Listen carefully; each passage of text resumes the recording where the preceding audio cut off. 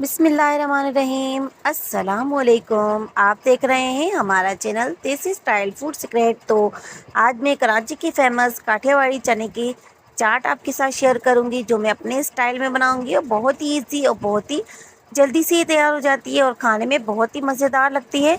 तो रेसिपी को step by step पूरा फॉलो कीजिएगा। रेसिपी पसंद आए तो इसे लाइक कीजिएगा, शेयर भी कर दीजिएगा। तो अगर अभी तक आपने हमारे चैनल को सब्सक्राइब नहीं किया हो तो प्लीज़ चैनल को सब्सक्राइब कर लें और बेल आइकन का जो बटन है इसको दबाने से हमारी नई नई वीडियोस सबसे पहले फ्री में देखने को मिलेगी।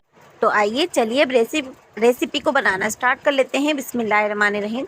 तो सबसे पहले मैंने 250 ग्राम चने ले लिए हैं, इनको मैंने धो लिया है और उसके बाद मैं अब इसमें डाल दूंगी 1 टेबल स्पून भर के बेकिंग सोडा। तो बेकिंग सोडा डालने के बाद मैं इसको ओवरनाइट के लिए रख दूंगी। तो ये देखिए मैंने इसको ओवरनाइट रख दिया था। तो ये देखिए किस तरह से ये अच्छे से फूल चुके हैं। अब इसको मैं अच्छे से वॉश कर लूँगी। तो इसको मैं अच्छे से वॉश करने के बाद ही इसको बॉईल करूँगी। तो ये देखिए मैंने इसको अच्छे से वॉश कर लिया है, 2 से 3 पानी से मैंने इसको अच्छे से वॉश कर लिया है। तो वॉश करने के बाद मैं इसको बॉईल होने के लिए रख दूँगी। तो हमारे चने बॉयल हो रहे हैं। तो देखिए इस तरह से मैंने एक बड़े साइज़ का आलू ले लिया था, इसको मैंने इस तरह से क्यूब्स में कट कर लिया है।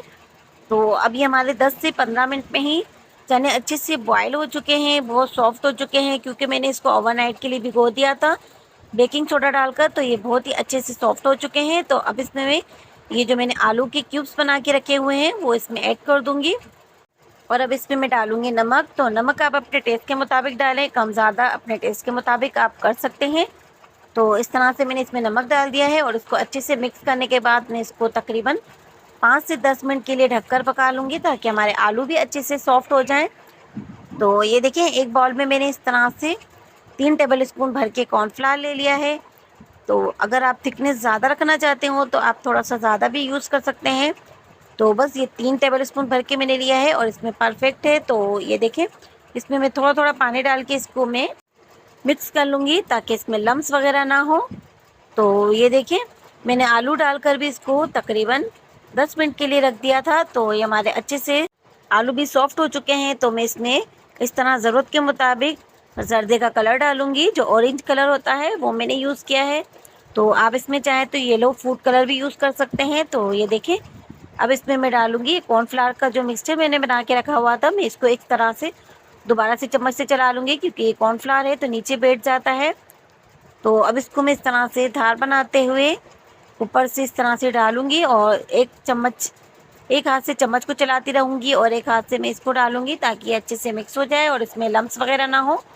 तो कॉर्नफ्लावर डालने के बाद मैंने इसको तकरीबन ये देखिए 5 मिनट के लिए मैंने इसको इस तरह से पका लिया है, ताकि कॉर्नफ्लावर का कच्चापन भी निकल जाए। तो ये देखें इसकी थिकनेस को आप चेक कर सकते हैं और इसका कलर और इसकी शाइनिंग को चेक कर सकते हैं। बहुत ही ज़बरदस्त और बहुत ही मज़ेदार ये छोले बनते हैं। ना ही मैंने इसमें कोई मसाला ऐड किया है, ना ही कोई और चीज़। तो बहुत ही सिंपल और बहुत ही सादा सी रेसिपी है। तो इसके साथ जो लवाजमात सर्व किए जाते हैं तो वो मैं आपके साथ शेयर कर रही हूँ। तो एक बाउल में मैंने इस तरह से छोले ले लिए हैं। तो इनका कलर देखिए कितना खूबसूरत लग रहा है। तो ये देखिए मैंने इस तरह से इमली का पल्प ले लिया है और उसमें सिर्फ और सिर्फ मैंने नमक ऐड किया है और कोई भी मैंने इसमें चीज़ ऐड नहीं की है। तो इसमें मैं ये डाल दूंगी। तो आप अपने मर्ज़ी के मुताबिक जिस तरह से आप खटाई पसंद करते हो उस तरह से आप इसमें ऐड कर सकते हैं। तो बस सिंपल सिंपल इमली का पल्प है ये, और इसमें मैंने नमक शामिल किया हुआ है। और ये देखिए आलू बुखारे की चटनी जो मैंने पिछली वीडियो में बनाई है, खट्टी मीठी आलू बुखारे की चटनी, तो आपको इसका लिंक मैं डिस्क्रिप्शन में दे दूँगी, तो आप वहाँ जाके देख सकते हैं। तो इस तरह से मैं ये भी इसमें डालकर मिक्स कर दूँगी। तो अगर आप इसकी जगह चाट वगैरह में डालने वाली जो इमली की चटनी खट्टी मीठी बनाते हैं वो भी इसमें ऐड कर सकते हैं। मैंने आलू बुखारे की चटनी ऐड की है, ये भी बहुत मज़ेदार और बहुत ही टेस्टी लगती है। तो ये देखिए इसको मैंने इस तरह से अच्छे से इसमें मिक्स कर लिया है।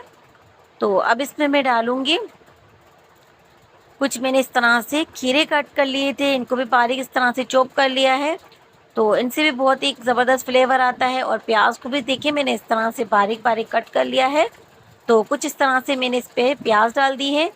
और अब इसमें मैं डालूँगी टमाटर। टमाटर के भी मैंने इस तरह से क्यूब्स कर लिए हैं। तो इसमें से जो भी वेजिटेबल्स आपको पसंद ना हो तो आप इसको स्किप भी कर सकते हैं। तो ये देखिए इस तरह से मैंने इसमें प्याज, टमाटर और खीरा शामिल कर दिया है। अब थोड़ा-सा इसमें मैं धनिया और पुदीना इस तरह से मैंने बारीक काट लिया था, तो वो इस तरह से गार्निश के लिए डाल रही हूँ।